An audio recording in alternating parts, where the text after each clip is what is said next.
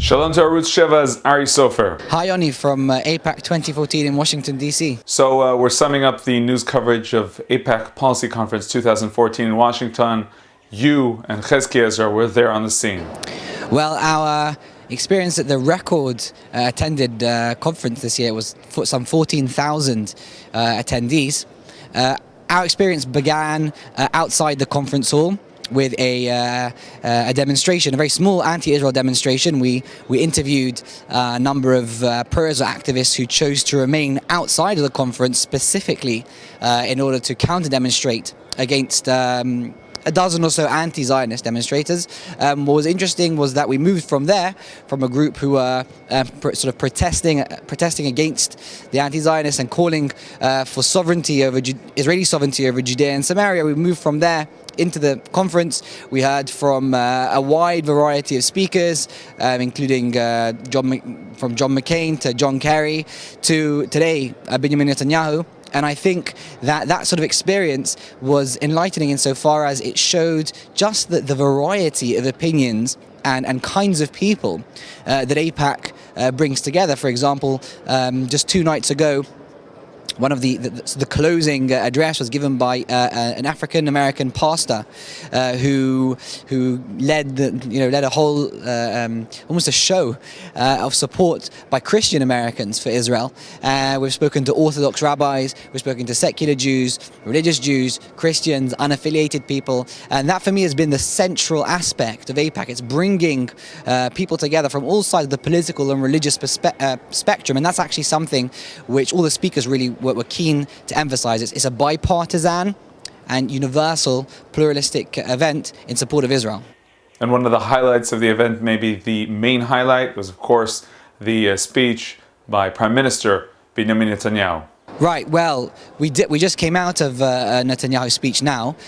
It was in some ways unremarkable. He didn't say anything new per se.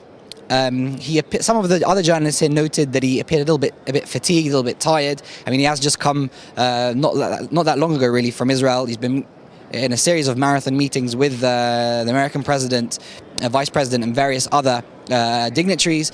But I think actually that what he said that was very important was that he set a very clear theme, and he drew a line. That's what he said. He said, "I came here to draw a line," and that line was the moral divide, as he described it, between Israel on the one hand and her enemies on the other hand. And that framing of the conflict as a conflict not just over sort of security or things or territory, but over justice. I think that was a very important statement that he made. He began by talking about his visit to Israel's northern border, showing how Israel and seeing for himself how Israel treats Syrians who have been affected by the civil war, despite Israel being in a state of war with Syria, in the same way that Israel treats Palestinians from Gaza, again in the same way that Israel is at war with Gaza's leaders. And he sort of contrasted Israel's humanitarian work, both in Israel and abroad in places like Haiti. He contrasted that to Iran and the Iranian axis as exporting of terrorism.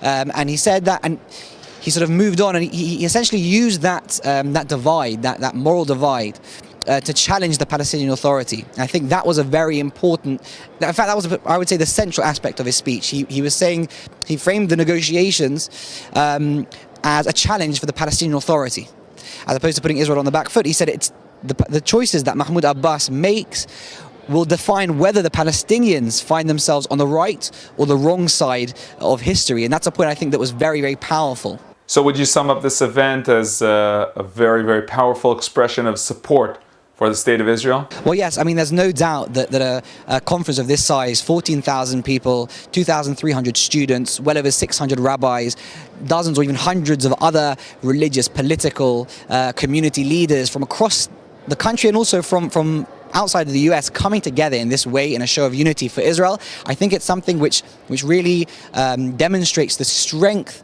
and the extent of support for Israel in the US. And I think it's something which really was a heartening thing to see when you consider the delegitimization campaign, which everyone talks about. I think what we saw here today was that really support for Israel is not only as strong, but stronger really than it's ever been here in the US. Arutz Soffer with Chezki Ezra there in Washington. Thank you very much for joining us. Thanks very much, Johnny. Look forward to seeing you in person soon.